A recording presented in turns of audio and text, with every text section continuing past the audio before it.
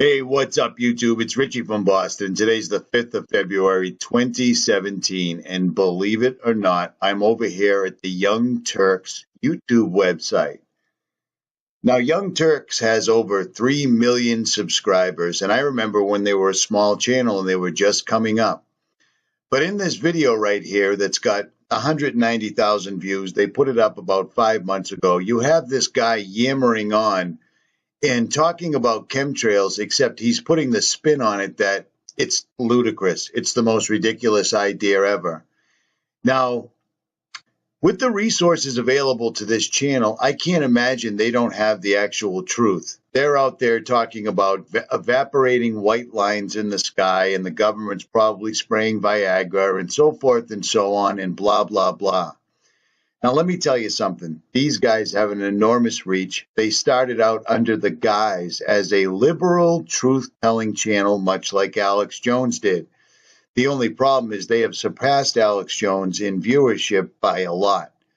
Now, I'd like to retort to the Young Turks right here with some actual facts. They claim there's no backup, there's no basis, and there's no scientific fact to prove that climate change and chemtrails are hand in hand. So let me show you what they refuse to show their subscribers, and maybe you guys might want to hop over there and give them some more thumbs down, because right now it's about 60-40, and it's still in favor of the article, which is totally false, and it's doing an enormous disservice to humanity because we're all breathing this shit in. Stand by. Let's start with the visual proof. Do you see this airplane turning on and off the chemicals that are spraying out of the back nozzles that you can clearly see on the airplane? And yes, they also put the nozzles right inside the turbine housing.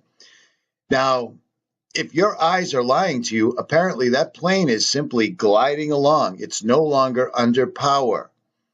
And if maybe the Young Turks aren't familiar with the Appelman chart that came out by NASA that showed the conditions that are conducive to causing chemtrails or contrails, evaporating water trails, are 1,000,000 to 1. There has to be an exact certain type of atmosphere going on for airplanes to suddenly show up, start spraying and blocking out the sun and the sun only. Yes, I did pause so you can just watch this plane turn on and off its sprayers. It's being followed by another airplane that doesn't obviously know it's there or care that it's there, because chemtrails are just some crazy conspiracy like the government. Let's take a look at the insides of these airplanes that are clearly and obviously outfitted for spraying the atmosphere. It's pretty extensive. Those aren't passengers, those are tanks, and they're individual tanks, so they can be filled with barium, strontium, aluminum, and other solar remediation chemicals. Because yes, solar remediation is a thing, and it's a thing that our government claims it could do to fight global warming, but of course it does not. These aren't passengers. Do you see what I'm saying, Young Turks? Yeah, you see that? Those aren't people or cargo. It's apparatus to fill with liquid metals to spray in the atmosphere. Using something like Flight Radar 24, one can easily track airplanes as they have no call signs and they're spraying the atmosphere. And yes, commercial jets can also be outfitted so they can do it as well. And there's more. But according to Young Turks, there's absolutely no evidence whatsoever. Don't believe those lying eyes of yours. And it just continues to go on and on. Many of these photos, many of these videos were put forth by airline pilots, military personnel, people that actually care about the environment and don't care what their sponsors on YouTube say. You see, when you reach over 3 million subscribers, that means you've played the game perfectly and you've done exactly what your sponsors want you to do. You see, Richie from Boston has a hard time holding on to any sponsorship because I cover things like chemtrails, governmental conspiracies that actually have basis in fact. I cover things like how Israel should not be a state whatsoever. I don't jump on the bandwagon when somebody becomes president and suddenly now he'll make a difference. You see what I'm saying? Exactly. Exactly. Now let's listen to some more, I guess, conspiratorial proof from David Keith, who was part of Obama's weather force, a top scientist for the United States government. The little picture is from a nanofabrication study, which shows you can make very high quality, and do this in just a jet in a very simple way, make high quality aluminum particles just by spraying aluminum vapor out, which oxidizes. So it's certainly in principle possible to do that, and there's a big literature that's already looked at that. And you could do that by either building new versions of these aircraft or even re-engineering existing aircraft. So there's some ideas of that. So you go to an engineering firm and you want this done. They don't say this is hard or unusual. They say, okay, yes, we could do it. Aerosol geoengineering looks like it is so cheap that the cost is basically not going to be an issue. That means that implementation decisions will be risk-to-risk decisions. The risk of doing it against the risk of not doing it. And it makes the problem of how we govern it fundamentally harder and different and novel. So I've told you that it's cheap to deliver materials to the stratosphere, and I'm convinced that's true. I don't think that will change. But I think the more we do research, the less easy this will look, the more complicated the environmental effects will look, and that's a good thing, because right now it looks too easy. So I think that if we do more research, we're likely to find out that it's harder and more complicated than we thought, and that the side effects are harder to manage, and that's a healthy outcome that will make it easier to do the management. Of course, the opposite reaction is possible. It's an empirical question, how people will actually react to knowledge about this. Another reaction is to say, if these crazy scientists are so concerned about putting CO2 in the atmosphere, they want to think about these things, then that might actually mean we should be more serious about the risks of CO2 in the atmosphere. And by the way, it's not really a moral hazard. It's more like free riding on our grandkids. And by the way, it's not really a moral hazard. It's more like free riding on our grandkids. Numerous air quality studies, including from CARB, California Air Quality Resource Board, have named submicron-sized particulates as being particularly harmful for human respiration. Through all the discussions today, I have not heard any mention of this fallout, and has this been studied, and also the effects of a highly reactive metal like aluminum on toxifying soils and waters? The question is, what would be the effects of these materials on human health if they came down into the stratosphere, in particular small particles in aluminum? So the collaborators of mine working on the aerosol scheme are actually folks from Carnegie Mellon who focused on human health impacts. And while we haven't published it, that was the very first thing we did, was do the order of magnitude calculation in level pencil and paper, but with an expert on human health impacts about whether there could be an issue.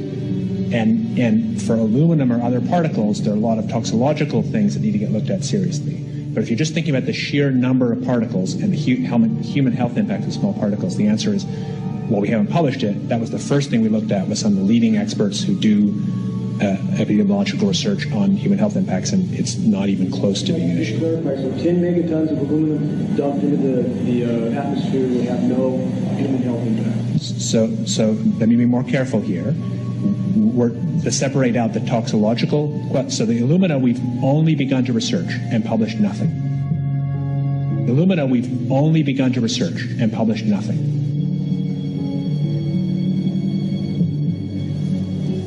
Dane looked at him and he said, so you're telling me that spraying 10 to 20 megatons of aluminum, as you said, would have no human health effects? He took a deep breath and he swallowed and he said, let me be more careful here. We haven't done anything serious on alumina, and so there could be something terrible that we'll find tomorrow we haven't looked at.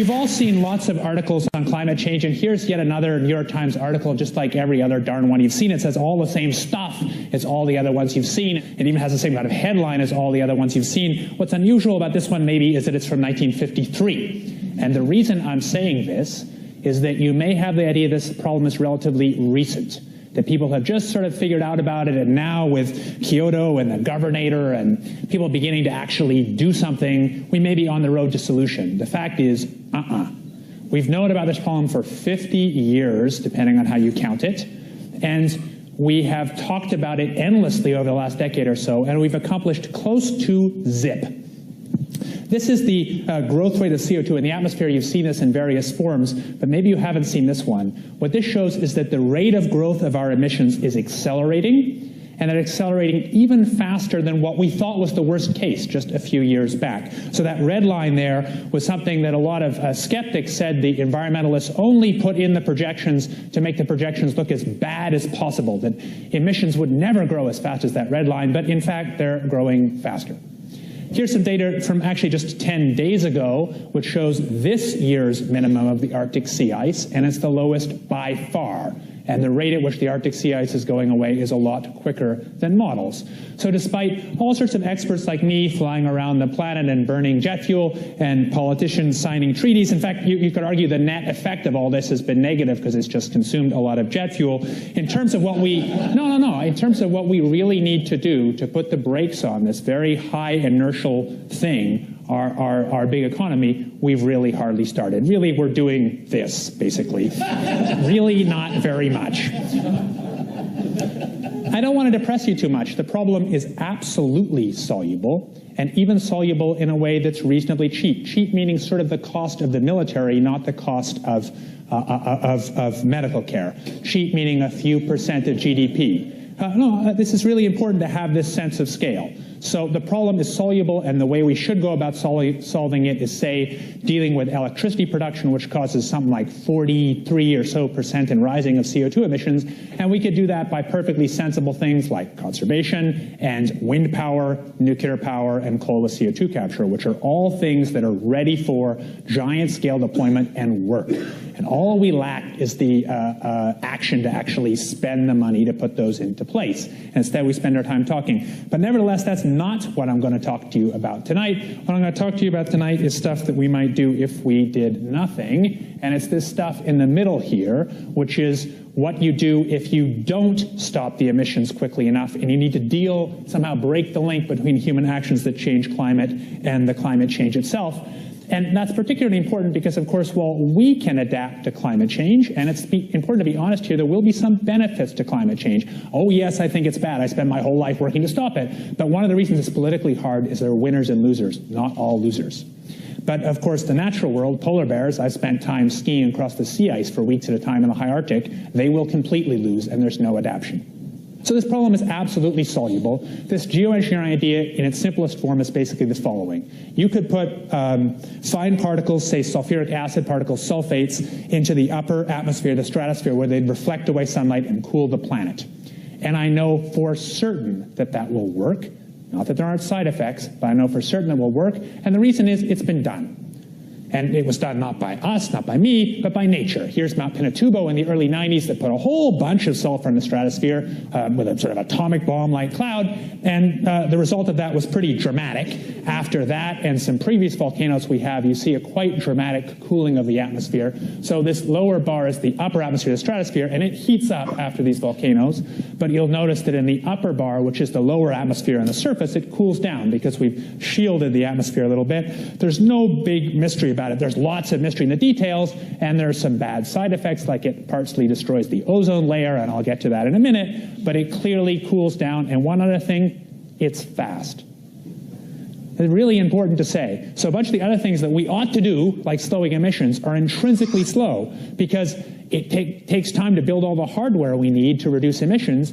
And not only that, when you cut emissions, you don't cut concentrations, because concentrations, the amount of CO2 in the air, is the sum of emissions over time. So you can't step on the brakes very quickly. But if you do this, it's quick. And there are times you might like to do something quick. Another thing you might wonder about is, does it work? Can you shade some sunlight and effectively compensate for the added CO2 and produce a climate sort of back to what it was originally? And the answer seems to be yes. So here's the graphs you've seen lots of times before. That's what the world looks like under one particular climate model's view, with twice the amount of CO2 in the air. The lower graph is with twice the amount of CO2 and 1.8% less sunlight, and you're back to the original climate. And this graph from Ken Caldera, it's important to say came because Ken, at a meeting that I believe Marty Hoffert was also at in the mid-90s, Ken and I stood up at the back of the meeting and said, geoengineering won't work, and to the person who was promoting it said, the atmosphere is much more complicated, a bunch of physical reasons why it wouldn't do a very good compensation. Ken went and ran his models and found that it did. This topic is also old. That report that landed in President Johnson's desk when I was 2 years old, 1965, that report, in fact, which had all the modern climate science, the only thing they talked about doing was geoengineering. It didn't even talk about cutting emissions, which is an incredible shift in our thinking about this problem. I'm not saying we shouldn't cut emissions, we should, but it made exactly this point. So in a sense, there's not much new. The one new thing is this essay.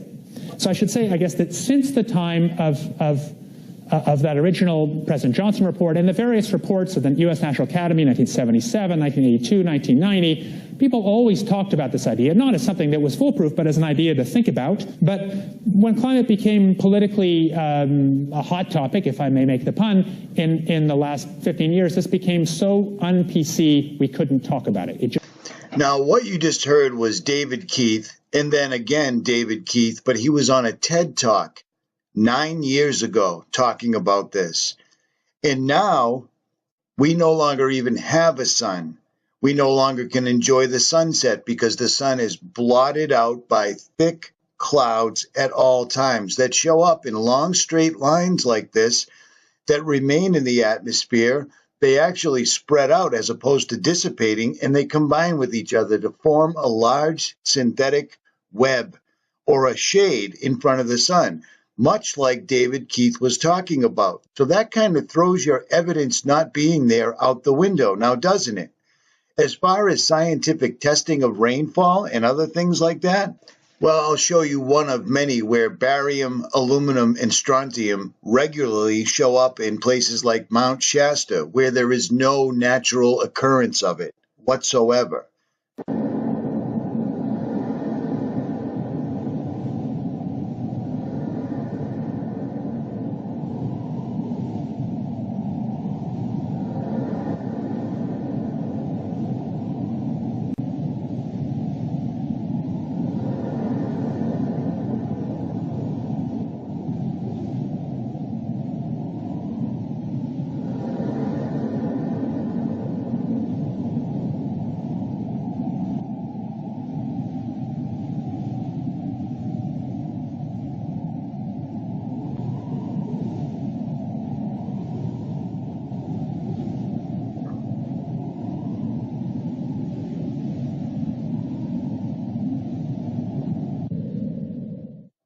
Before about 5 years ago, our skies were typically blue, and now you see it's covered with lines and haze. We began to eventually test to see if in fact there was credence to what we were seeing. From the first test in precipitation in spring of /06 that tested 7 parts per billion. We've since had tests that have escalated as high as 3,450 parts per billion. That's a 50,000% increase in aluminum. I sent this water, see it's right there, it says backyard rain gauge. Aluminum, 1,010 micrograms per liter of aluminum. And here's barium, 8 micrograms per liter of barium. And this is from the labs up in Redding, California. This is a certified government report. And here's what normal is. I asked them what would be normal. 0.5 would be normal. For aluminum? For aluminum. And the maximum allowed in drinking water, they said 50 micrograms per liter. And government action required at 1,000. Well, we're over 1,000. We're so far off the scales for toxicity in aluminum that it appears to be affecting the flora greatly. Our grass is about 1/3 its height that it was only a few years ago. A 35-year forestry biologist has done 50 pH tests, the rain, across the board, every single test was 10 times or more alkaline than it should be. Even if you say, well, very poor stream, we might have gotten only 300. But even so, there's only 30 bugs here. And the same stream you're looking at about 1,000, how many years ago were you finding it? About 20 years ago, this had about 1,000. So please, John, next time you guys want to make a video, stick to things like WWE wrestling with Alex Jones and pushing the next agenda for the United States government and for the political left and right wings of the same bird, okay? Because you're doing a huge disservice. And unfortunately, we have no law enforcement to actually bring you to, because you guys are committing a crime against humanity and most certainly against your subscribers. Richie from Boston, please like, share, and subscribe, or don't. I'm out. There's no basis and there's no scientific fact to prove that climate change and chemtrails are hand in hand. So let me show you what they refuse to show their subscribers, and maybe you guys might want to hop over there and give them some more thumbs down, because right now it's about 60-40, and it's still in favor of the article, which is totally false, and it's doing an enormous disservice to humanity because we're all breathing this shit in. Stand by. Let's start with the visual proof. Do you see this airplane turning on and off the chemical? With the resources available to this channel, I can't imagine they don't have the actual truth. They're out there talking about evaporating white lines in the sky, and the government's probably spraying Viagra and so forth and so on and blah, blah, blah. Now, let me tell you something. These guys have an enormous reach. They started out under the guise as a liberal truth-telling channel, much like Alex Jones did. The only problem is they have surpassed Alex Jones in viewership by a lot. Now, I'd like to retort to the young Turks right here with some actual facts. They claim there's no back airplanes to suddenly show up, start spraying and blocking out the sun and the sun only. Yes, I did pause so you can just watch this plane turn on and off its sprayers. It's being followed by another airplane that doesn't obviously know it's there or care that it's there, because chemtrails are just some crazy conspiracy like the government. Let's take a look at the insides of these airplanes that are clearly and obviously outfitted for spraying the atmosphere. It's pretty extensive. Chemicals that are spraying out of the back nozzles that you can clearly see on the airplane. And yes, they also put the nozzles right inside the turbine housing. Now, if your eyes are lying to you, apparently that plane is simply gliding along. It's no longer under power. And if maybe the young Turks aren't familiar with the Appleman chart that came out by NASA that showed the conditions that are conducive to causing chemtrails or contrails, evaporating water trails, are 1,000,000 to 1. There has to be an exact certain type of atmosphere going on. Hey, what's up, YouTube? It's Richie from Boston. Today's the 5th of February, 2017, and believe it or not, I'm over here at the Young Turks YouTube website. Now, Young Turks has over 3 million subscribers, and I remember when they were a small channel and they were just coming up. But in this video right here that's got 190,000 views, they put it up about 5 months ago, you have this guy yammering on and talking about chemtrails, except he's putting the spin on it that it's ludicrous. It's the most ridiculous idea ever. Now,